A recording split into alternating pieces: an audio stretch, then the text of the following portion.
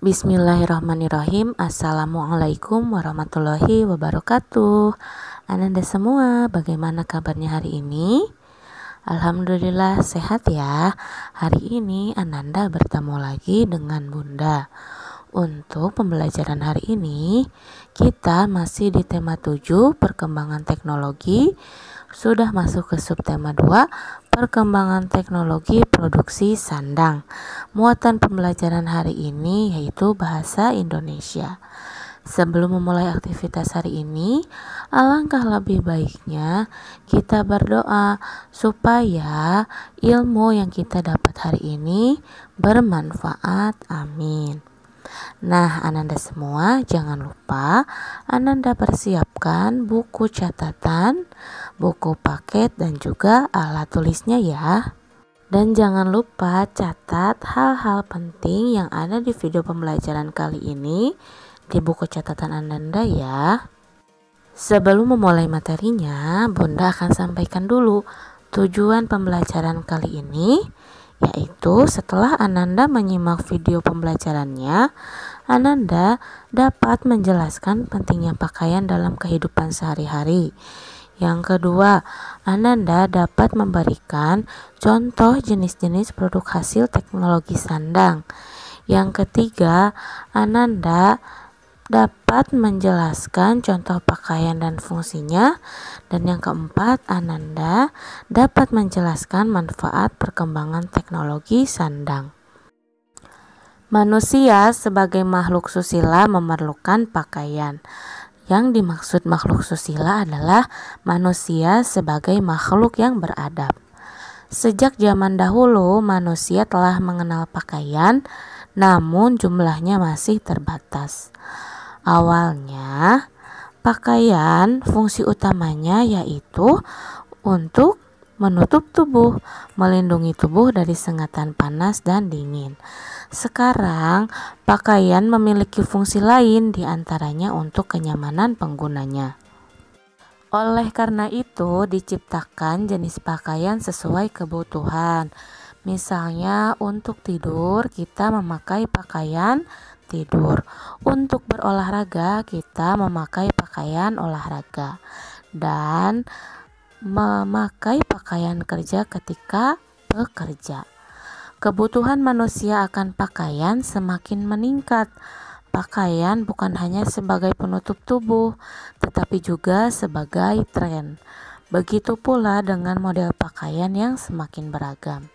Hal tersebut mendorong manusia untuk menciptakan teknologi di bidang tersebut. Teknologi yang digunakan disebut teknologi sandang. Teknologi sandang menerapkan ilmu pengetahuan tentang bahan sandang atau pakaian.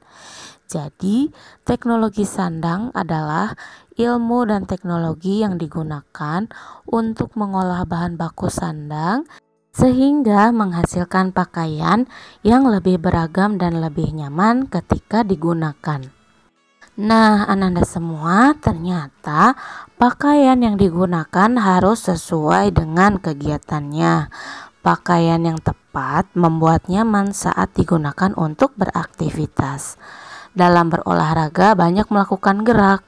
Nah, olahraga adalah salah satu kegiatan yang memerlukan pakaian yang nyaman.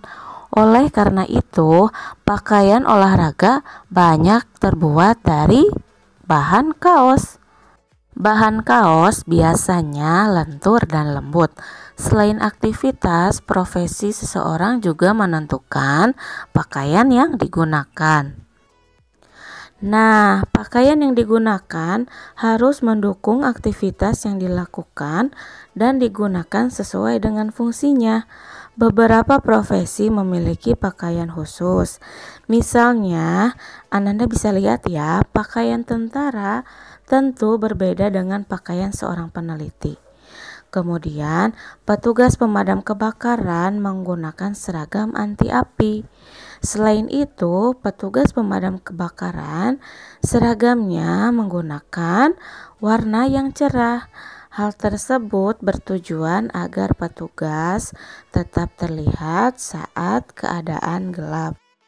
Selain petugas pemadam kebakaran, masih banyak profesi lain yang menggunakan seragam khusus. Untuk Ananda yang mempunyai buku paket, Ananda bisa buka buku halaman 40.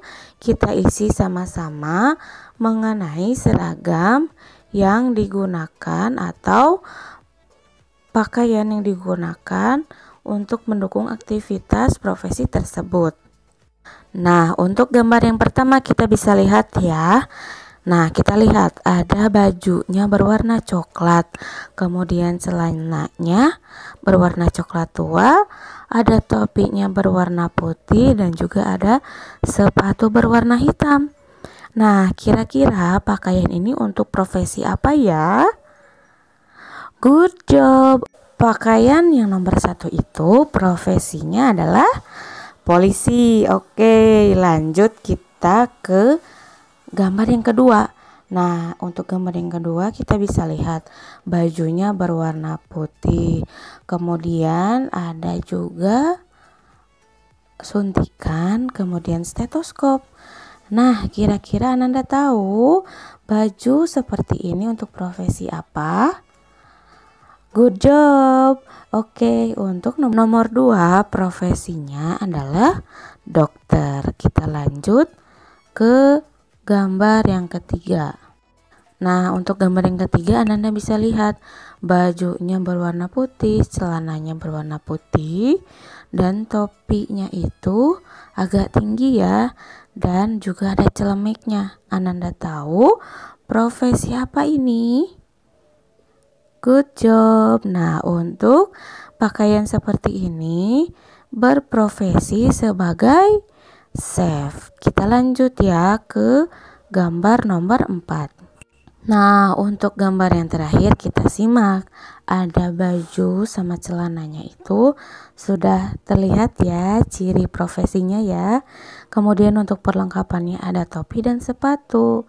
Ananda tahu profesi apa? Oke, untuk pakaian seperti ini profesinya adalah tentara. Good job. Terima kasih Ananda sudah membantu Bunda untuk mengisi tugas di halaman 40 dan 41 ya. Pada zaman dahulu, pakaian terbuat dari serat-serat tumbuhan atau kulit hewan. Oleh karena itu, jumlahnya menjadi terbatas. Seiring dengan meningkatnya kebutuhan manusia akan pakaian, maka diciptakan teknologi yang dapat meningkatkan mutu dan jenis bahan pakaian. Dahulu manusia hanya mengandalkan serat-serat alami dari alam. Serat-serat alami yang biasa digunakan contohnya kapas, sutra, kulit hewan, dan kulit domba. Bulu domba.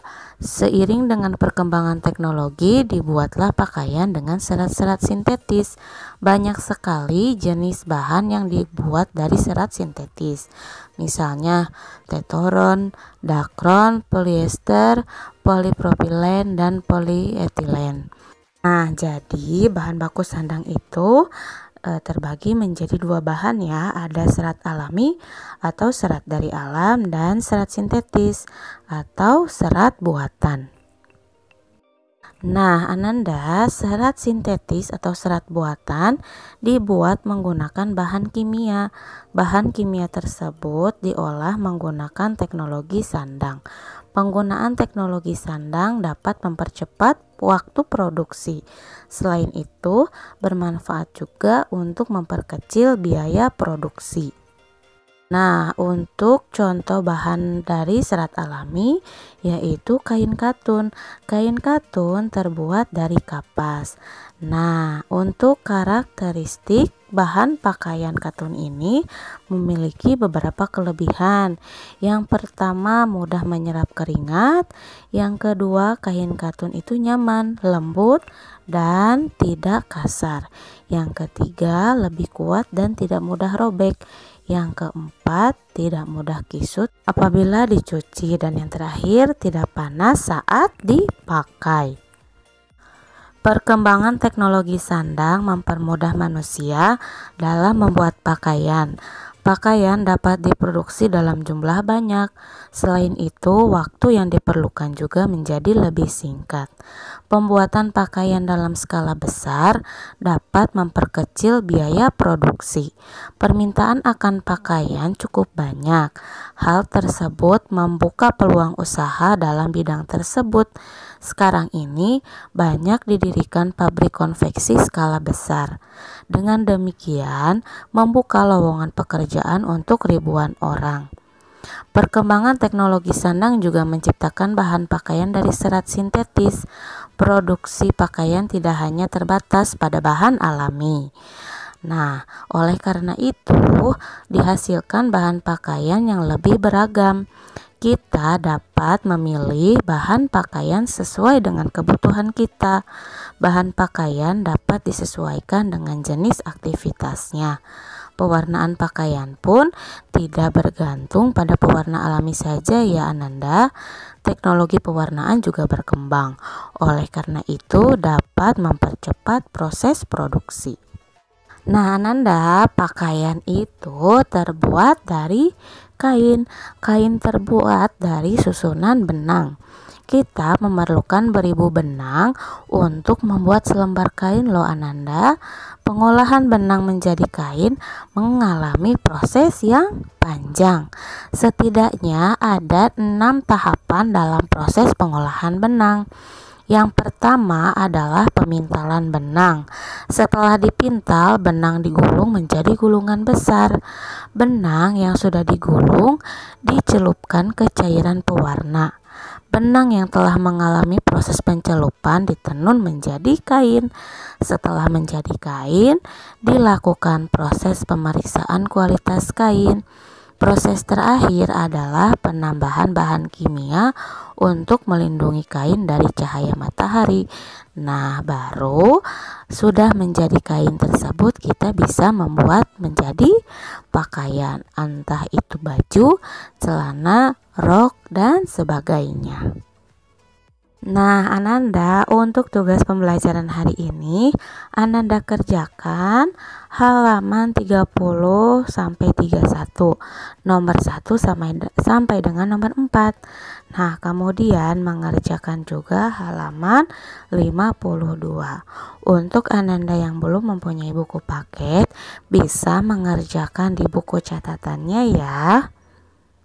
Ananda semua, demikian pembelajaran hari ini. Apabila Ananda masih ada yang bingung atau ada yang mau ditanyakan, bisa tanya ke Bunda atau ke wali kelasnya masing-masing. Jangan lupa dikerjakan tugasnya dan segera kumpulkan ke wali kelasnya masing-masing ya. Tetap semangat, tetap belajar, dan tetap di rumah aja ya. Salam rindu dari Bunda untuk Ananda semua. Terima kasih banyak. Wassalamualaikum warahmatullahi wabarakatuh.